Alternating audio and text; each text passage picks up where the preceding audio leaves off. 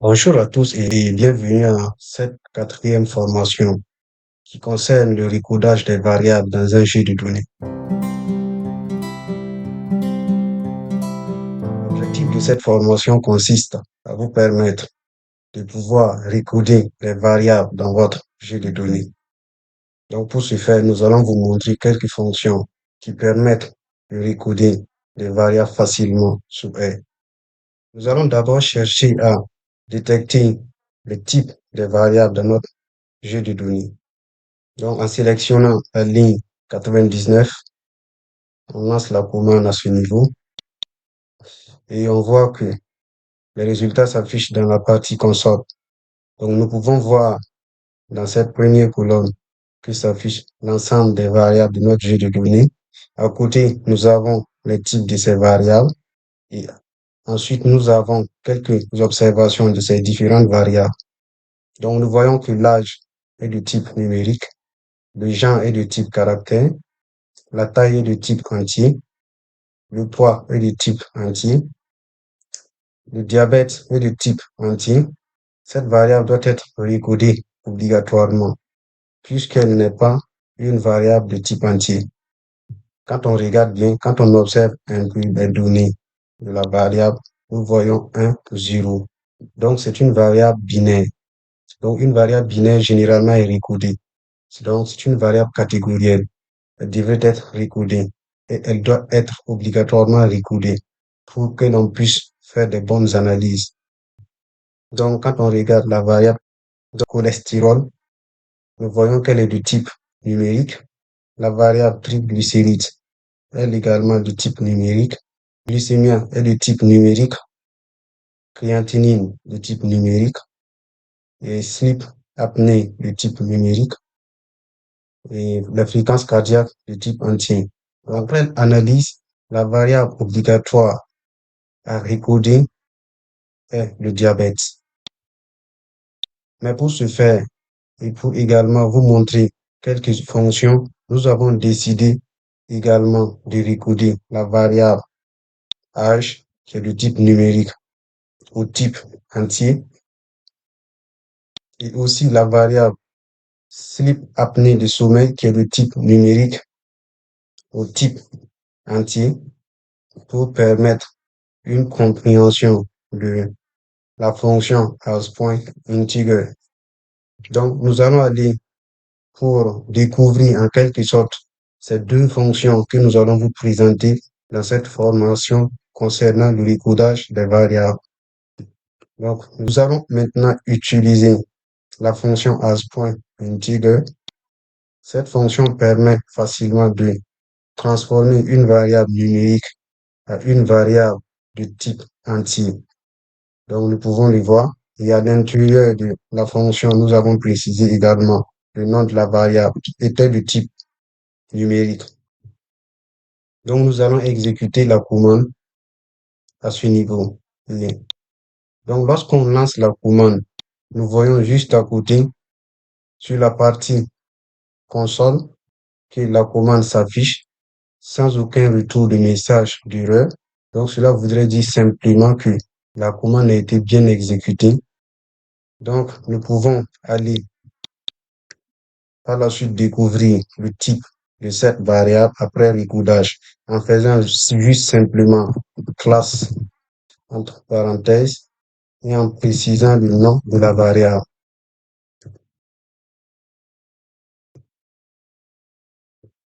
Et en précisant le nom de la variable.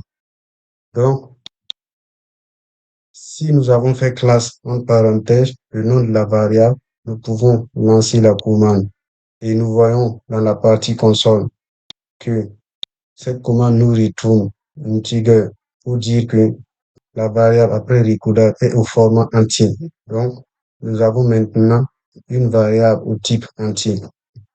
Donc, nous pouvons maintenant passer à la variable sleep apnée. Donc, cette variable également, elle était de type numérique. Notre objectif, c'est de la recoder au type entier. Donc, nous allons toujours utiliser la même fonction asPointInteger. Donc, en utilisant la fonction asPointInteger, nous pouvons remarquer qu'à ce niveau, nous avons utilisé effectivement la fonction asPointInteger. Nous avons également précisé le nom de la variable et à ce niveau aussi le nom de la variable. Donc, nous allons en même temps exécuter cette commande. Donc, pour l'exécution de cette commande, nous allons sélectionner la ligne 133 et toujours sur cette partie qui est très importante pour l'exécution. En faisant juste un simple clic, et donc nous voyons sur la partie console que la commande s'affiche sans retour de message d'erreur. Donc, nous pouvons également vérifier le type de cette variable en faisant toujours classe et le nom de la variable. Donc, nous allons copier le nom de la variable. Et là, du coup, nous allons exécuter cette commande à nouveau. Donc, nous voyons de nouveau que cette nouvelle commande classe data2 $sleep apnea nous retourne également comme résultat integer. Donc, cela voudrait dire tout simplement que sleep apnea a été recodé au type entier. Donc, cette variable est passée du type numérique au type entier. Donc, avec la fonction asPointInteger, elle permet tout simplement de recoder une variable de type numérique à une variable de type entier. Donc, vous pouvez maintenant l'utiliser simplement. Nous allons maintenant aller découvrir ensemble cette nouvelle fonction qui est factor.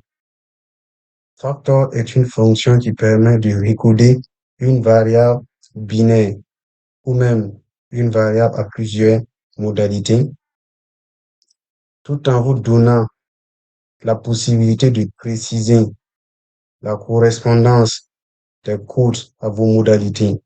Par exemple, si nous avons une variable comme dans notre situation diabète qui est recodée 1, 0, donc avec la fonction factor, nous avons la possibilité de dire au logiciel, nous voulons que 1 corresponde à oui pour dire que les personnes qui ont la modalité oui correspondent aux personnes qui ont été testées diabétiques et 0 correspond à non pour dire tout simplement que ce sont les personnes qui ont été testées non diabétiques. Donc, vous avez la possibilité de le préciser. Par contre, il y a également une autre fonction nommée asPointFactor. Cette fonction ne vous permet pas de donner certaines précisions. Elle dit seulement à elle de faire le recodage automatique. Mais dans le cas de cette formation, nous allons juste simplement étudier la fonction factor. Cette fonction qui nous donne la possibilité de préciser au logiciel nos besoins. Donc, nous allons également aller à la pratique pour découvrir cette fonction ensemble. Donc, nous pouvons voir à la ligne 107 le nom de la variable diabète que nous avons précisé et nous avons utilisé effectivement la fonction factor. Et à l'intérieur de cette fonction, nous voyons quelques précisions que nous allons regarder de près et essayer de comprendre ensemble. Donc, nous allons voir d'abord, dans un premier temps, une précision du nom de la variable, suivi de level égal à un vecteur, la définition d'un vecteur sous R reconnu par le petit symbole C, en ouvrant tout simplement les parenthèses.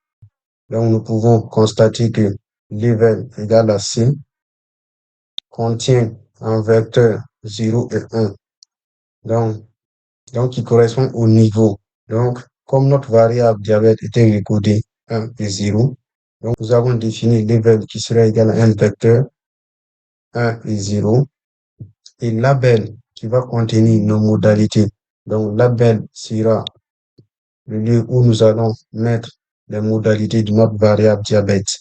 Donc, nous pouvons également le voir ensemble, non et oui. Donc, je tiens également à préciser aussi que la position de nos numéros et la position de nos modalités ont une importance capitale. Lorsque je mets le 0 ici, Si mon objectif, c'est de correspondre le 0 ou non, donc si le 0 occupe la première position dans mon vecteur, donc normalement et obligatoirement, le non devrait aussi occuper la première place. Donc, vous pouvez le constater également, comme dans notre situation, le 0 correspond au non et le 1 correspond au oui. Voilà pourquoi, quand le 1 occupe la deuxième position, le oui occupe également la deuxième position. Donc, de manière générale, nous pouvons maintenant aller lancer la commande pour voir quel sera le résultat que nous allons obtenir de cette nouvelle fonction. Donc, nous sélectionnons la commande pour le lancement.